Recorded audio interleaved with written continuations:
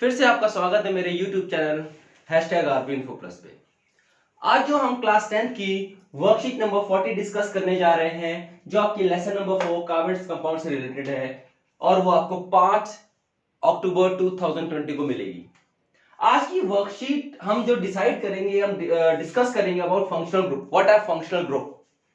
इससे पहले की वर्कशीट में हमने जो हाइड्रोकार्बन्स की बात की थी, हमने मीथेन की बात की थी, इथेन की बात की थी, single bond, double bond, triple bond की बात की थी। हम सिंगल बॉन्ड में हम सैचुरेटेड अनसैचुरेटेड हाइड्रोकार्बन्स की बात कर रहे थे। जो सिंगल बॉन्ड वाले हैं वो सैचुरेटेड हैं और जो डबल बॉन्ड और ट्रिपल बॉन्ड वाले थे वो अनसैचुरेटेड हाइड्रोकार्बन्स हैं। तो आइए हम बात करते हैं फंक्शनल ग्रुप की। What are functional groups? अब हमने देखा in an hydrocarbon chain one of the hydrogen, जैसे फॉर एग्जांपल हमने देखा CH3 आपका था, उसमें अगर कोई एक हाइड्रोजन हटके, मतलब in an hydrocarbon chain one और more hydrogen atom is replaced by an atom in accordance with their valencies, उसके वैलेंसीज के आधार पे कोई दूसरा एटम उसको जुड़ता है, जिसको हम हेटेरो एटम कहते हैं। और वो हेटेरोएटम क्या करता है, which makes the carbon compound reactive and decide its property are called as functional group. तो हमने देखा कि फॉर एग्जांपल हमारे पास अगर बात करते हैं, हमारे पास एक मीथेन का स्ट्रक्चर है। अब इस मीथेन के स्ट्रक्चर में अगर कोई हाइड्रोजन, जैसे डेफिनेशन के अकॉर्डिंगली क्या है, रिप्लेस बाय अनदर एटम, मतलब जो हाइड्रोजन है वो रिप्लेस होता है किसी दूसरे एटम के साथ, जिसको हमने हेटेरो एटम कहा। वो ग्रुप ऑफ एटम हो सकता है, वो सिंगल एटम हो सकता है। वो उसकी क्या करेगा, प्रॉपर्टी को बदल देगा। हमने देखा जहां पे मीथेन की प्रॉपर्टी कुछ होगी, अब ये जो बनेगा क्लोरोमीथेन, उसकी प्रॉपर्टी डिफरेंट होगी मीथेन की से। तो इस तरह को हम कहेंगे these are called as functional groups.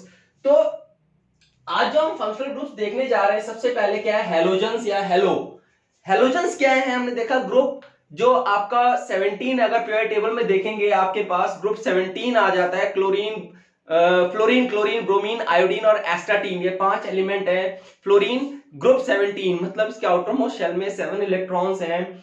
इनको हम एक विशेष नाम देते हैं हेलोजन्स।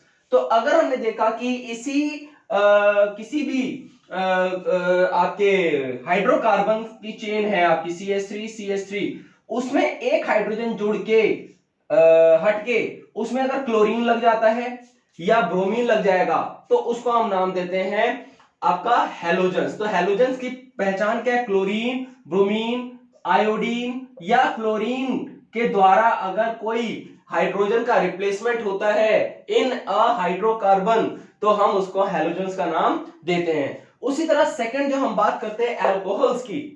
अल्कोहल्स हमने देखा कि अगर हमारे पास कोई एक हाइड्रोकार्बन चेन है CH3, हम इसको क्या नाम देंगे? This is ethane. कार्बन 2 है तो H शब्द का यूज करेंगे, तो सिंगल बॉन्ड है, एन आएगा तो इथेन है।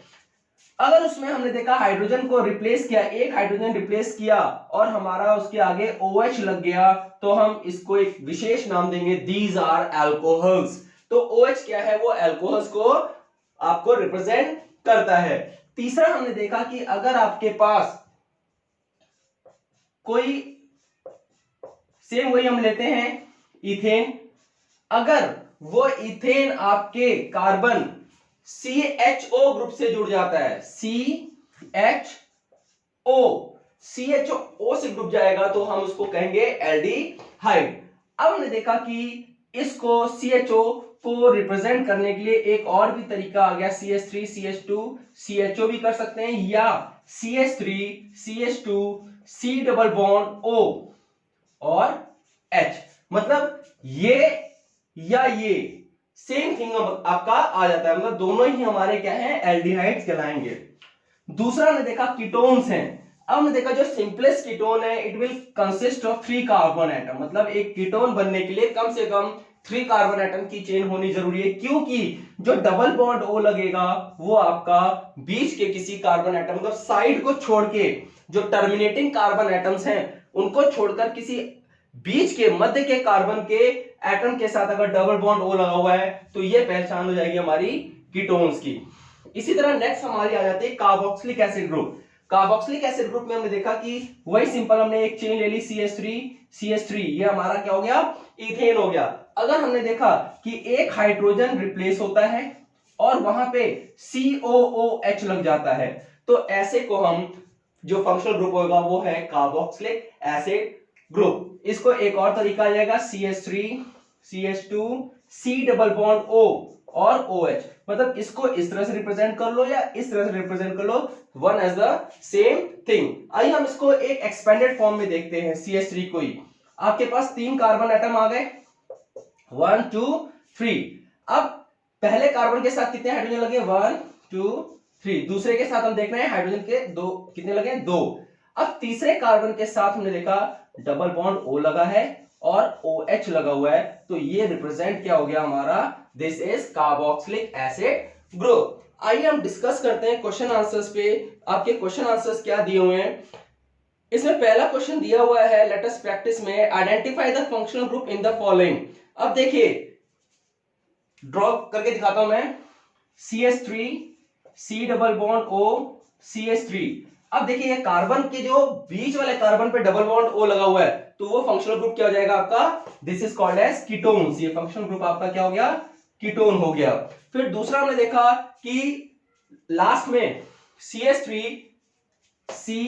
C डबल बॉन्ड O, उसके बाद H H H और H। अब देखिए CHO, ये क्या हो जाएगा, CHO एल्डिहाइड, ये हमारा क्या हो जाएगा। और क्वेश्चन नंबर 2 आपका एल्डिहाइड। तीसरा आपका जो दिया हुआ है, जो एग्जाम्पल दिया हुआ है